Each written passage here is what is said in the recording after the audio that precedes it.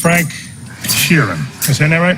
Yeah, you said right. Under the contract, management can only fire a driver on very specific charges. So, you ever show up late? No. Do you have any moving violations?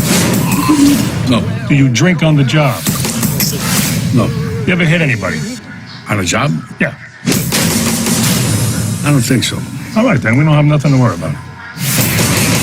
But now I'm a man. I want you to meet my cousin, Russell Buffalino. How are you?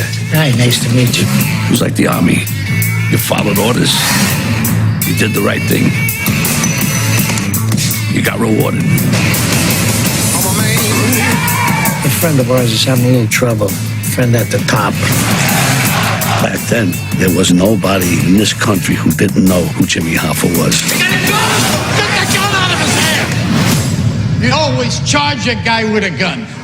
With a knife, you run away. So you charge with a gun, with a knife, you run. I'm a man. Hi, Frank. Would you like to be a part of history? Yes, I would. Big business and the government are working together, trying to pull us apart. Something's got to be done.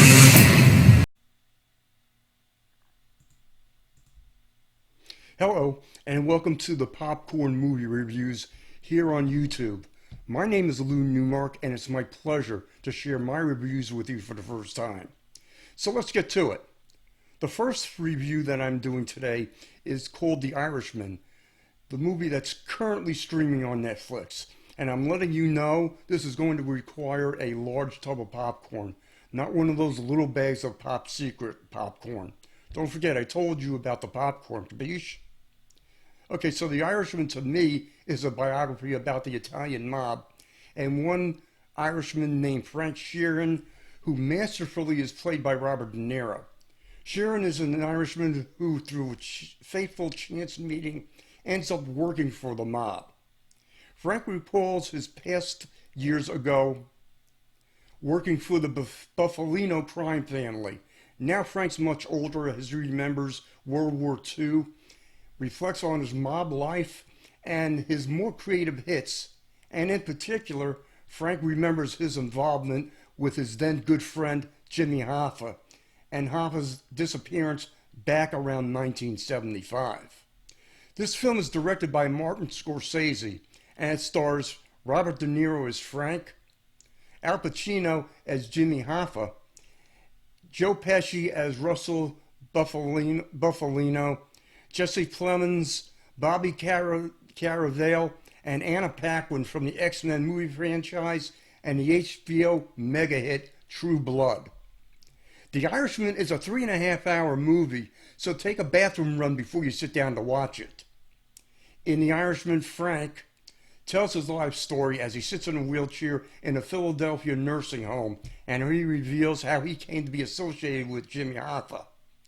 Frank starts out as a union driver, transporting meat in refrigerated trucks, but he soon realizes he can make extra money on the side delivering to local gangsters.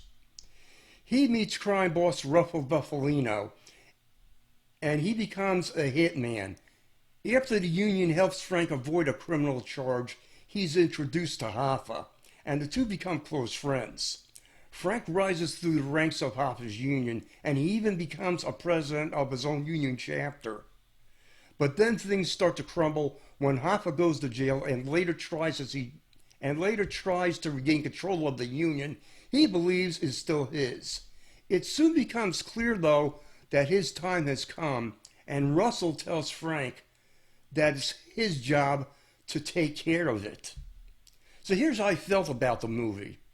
This is another film in the cap for director Martin Scorsese for this authoritative crime epic. The movie's reflective and melancholy, and Scorsese's touch just seems to add a sense of greatness to the film, much like his Godfather film, the first one. An epic one, by the way. The Irishman brings together actors who've appeared in other Scorsese classics, including Mean Streets, Taxi Driver, Raging Bull, Goodfellas, and Casino. 1, 2, 3, maybe even 4 of the 5 movies I mentioned happen to star Pesci and De Niro. This marks Pacino's first and maybe only performance in a Scorsese film, But make no mistake, Pacino delivers quite possibly his best performance at Scarface, and an over-the-top performance as Jimmy Hoffa. Scorsese's The Irishman, when compared to some of his earlier films, for me it just feels kind of bittersweet if it's Scorsese's final opus. As Frank Sheeran's long history is revealed to the viewer, the movie creates a tragic and yet an almost passive character, as we feel Frank come so close to greatness, but he never seems to be allowed to achieve it. Because in the end, Frank Sheeran was better at following orders and remaining loyal to his friend Russell, and in the end, he ignored his own moral quandaries. So in closing, The Irishman leaves a lot of unanswered questions that you and me as the viewers have to figure out for ourselves. Questions about his own legacy, his regrets, and I think most importantly about La Familia, in other words, family. If this is Scorsese's final bow, then it's not one to be missed.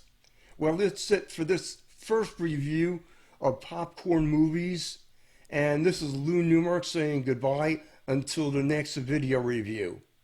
Thank you for watching.